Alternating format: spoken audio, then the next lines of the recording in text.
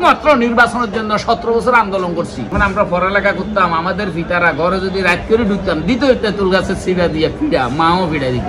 তো তোমরা করছো, তোমাদেরকে তোমরা শুধু আমাদের সন্তান, তোমাদেরকে বললাম যে পড়ালেখা ক্লাস শেষ, এখন বডি স্ট্রাকচার ঠিক রাখার জন্য তোমরা 4টা বাজে বা 5টা বাজে খেলাধুলা করতে গেছো। খেলাধুলা করবা, খেলাধুলা শেষ সন্ধ্যার পরে আমার পিতা মাতারা যা বলছে সন্ধ্যার পরে ঘরে ঢুকে দেবা, পড়ালেখা করবা। কিন্তু সন্ধ্যার পরে অন্যান্য খেলাধুলা আছে, ছাদের আলোতে বাবারা খেলমু, বাবারা সারাদিন কাজকর্ম করছি তোমাদের ভাতের চাউল সংগ্রহ করার জন্য, তেল ডাল সংগ্রহ করার জন্য। আমরা সন্ধ্যায় 4টার পরে খেলাধুলা করি। তোমরা এই চাল ডাল ভাত টাত খাইয়া তোমরা আন্দোলন, মানে এটা সংগ্রাম। 4টার পরে খেলাধুলা করছো, আপনার তেঁতুল গাছে চিবা রাখছি, ঘরে ঢুকবে সন্ধ্যার পরে পড়ালেখা করবে, এই জানি কথা।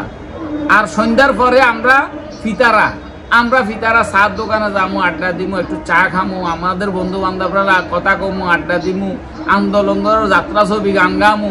আমরা আবার সকালবেলা, কালকে সকালে আমরা যে আবার কাজকর্ম করতে নামবো, এটা মন মানসিকতা ঠিক রাখার জন্য, সেটা ঠিক রাখার জন্য, ফ্রেশ করার জন্য আমরা রাত্রে একটু আড্ডা সাড্ডা দিতে হয়। হ্যাঁ, রাত্রে এগুলোই ছিল আমাদের শিক্ষা।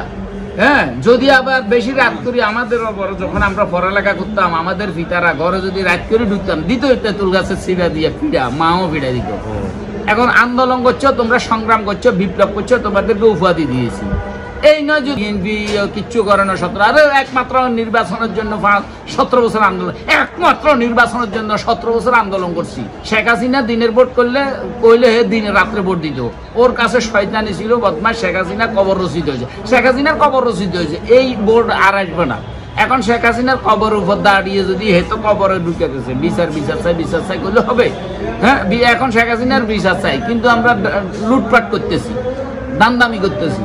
তা আমি বিচার তাইলে, আমি যদি শেখ হাসিনার বিচার চাই, আন্দোলন করি, সংগ্রাম করি, রাত্রে যাইয়া ডাকাতি করি, দিনে যাইয়া তার বিরুদ্ধে আন্দোলন করি, তার বিচার চাই করি, তাহলে মানুষে কি বলবে? আমাদেরকে মানুষে কি বলবে? এখন আমার বিরুদ্ধে আমি বিপ্লব করছি, 5 আগস্টের পরে বিপ্লব করি, আমি ঘরে ঢুকি না, এখন আমি ক্ষমতা দখল করি বসে আছি। এখন আমার বিরুদ্ধে রাস্তাঘাটে, দোকান ফাটে, গাড়িতে, বাসে আমার বিরুদ্ধে কথা শুরু হয়ে গেছে। তুমি কিসের বিপ্লব করছো? তুমি বিপ্লব করছো এখন বিভিন্ন প্রতিষ্ঠান, বিভিন্ন সমন্বয়কারীর নাম দিয়ে বিভিন্ন লুট করে খাচ্ছ, এগুলা কথা বলতেছে। কারণ এই কথা আসবে কেন? এই যে কালকে সিলেটে আপনার ইফতার পার্টিলে তার গন্ডগোল বাজিয়েছে, তারপরে আপনার আরেকজনও যে গ্রেপ্তার করে পুলিশে দিয়েছে, দেখছেন? তো এই তোমাদের বিপ্লব, এই আমাদের বিপ্লব।